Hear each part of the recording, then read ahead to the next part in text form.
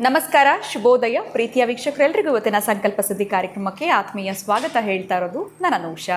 March 31ನೇ ತಾರೀಕು ಕುಬೇರ ಸಭೆ ಕಾರ್ಯಕ್ರಮ ನಡೀತಾ ಇದೆ. ನೀವು ಅಂದ್ಕೊಂಡಂಗೆ ನಿಮ್ಮ ಜೀವನದಲ್ಲಿ ಅಭಿವೃದ್ಧಿಯನ್ನು ಕಾಣಬೇಕು, ಏನು ನೇರವಾಗಿ ಗುರುಗಳನ್ನ ಭೇಟಿ ಮಾಡಬೇಕು ಅಂತಂದರೆ ಕುಬೇರ ಸಭೆ ಕಾರ್ಯಕ್ರಮದಲ್ಲಿ ನೀವು ಪಾಲ್ಗೊಳ್ಬಹುದು.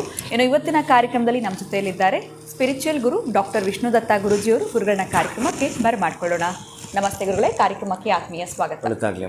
ಗುರುಗಳು, ಎಲ್ಲೋ ಒಂದು ಕಾಲದಲ್ಲಿ ಚೆನ್ನಾಗಿ ಆಸ್ತಿ ಅಂತಸ್ತು ಮಾಡಿಟ್ಕೊಂಡಿರ್ತಾರೆ ಅಥವಾ ಸ್ವಂತ ಮನೆ ಎಲ್ಲ ಇರುತ್ತೆ, ಅನಿವಾರ್ಯ ಕಾರಣಗಳಿಂದ ಎಲ್ಲೋ ಒಂದು ಕಡೆ ಲಾಸ್ ಆಗಿರಬಹುದು ಅಥವಾ ಸಾಲಗಾರರಾಗ್ಬಿಟ್ಟಿರ್ತಾರೆ ಅಂತ ಹೇಳ್ಬೋದು. ಈಗ ಮಾಡ್ಕೊಂಡಿರೋಂಥ ಸಾಲನ ತೀರಿಸಬೇಕು ಮತ್ತು ಸ್ಟೇಬಲ್ ಆಗಬೇಕು, ಏನು ಮಾಡಬೇಕಾಗತ್ತೆ? ಯಾಕೆ ಈ ಥರ ದಿಕ್ಕು ಒಂದು ರೀತಿ ಸೆಕೆಂಡ್ ಇನ್ನಿಂಗ್ಸಲ್ಲಿ ಈ ಥರ ಆಗಿಬಿಡುತ್ತೆ ಅಥವಾ ಸ್ಟಾರ್ಟಿಂಗ್ ಈ ಥರ ತೊಂದರೆಗಳಾಗ್ಬಿಡುತ್ತೆ ಲೈಫಲ್ಲಿ? ಹೇಗೆ ಇದನ್ನು ಹೊರಗಡೆ ಬರಬೇಕು, ಸಾಲ ತೀರಿಸುವಂಥದ್ದು? ಇವತ್ತಿನ ಕಾರ್ಯಕ್ರಮದಲ್ಲಿ ಈ ವಿಚಾರವಾಗಿ ತಿಳಿಸ್ತೀನಿ.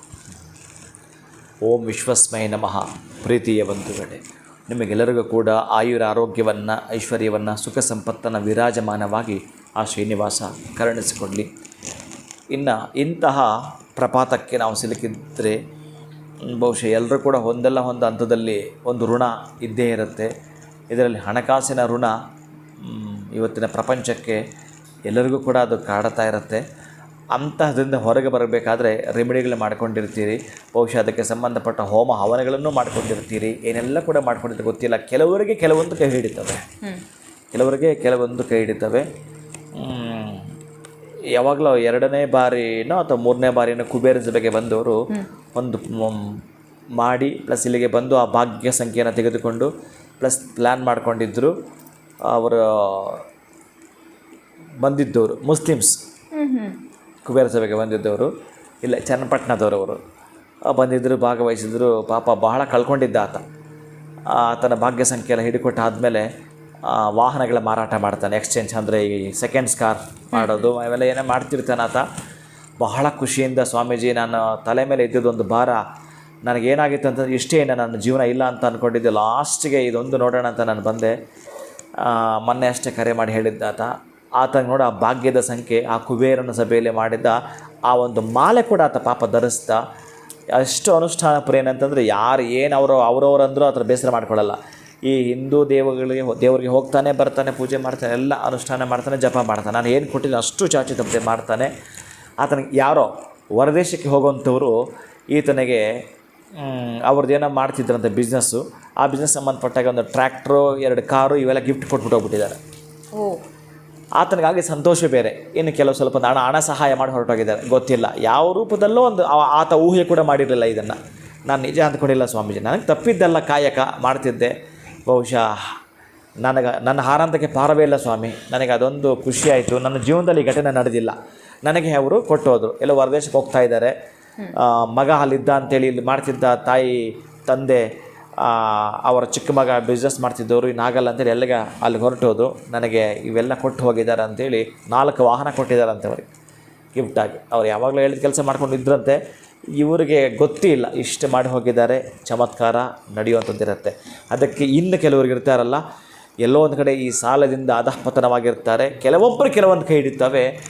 ಈಗ ಹೇಳುವಂಥದ್ದು ಏನು ಅಂತಂದರೆ, ಈ ಗುರುಚರಿತ್ರೆಯಲ್ಲಿ ಯಾರು 25ನೇ ಅಧ್ಯಾಯವನ್ನು ಪಾರಾಯಣ ಮಾಡುತ್ತಾರೋ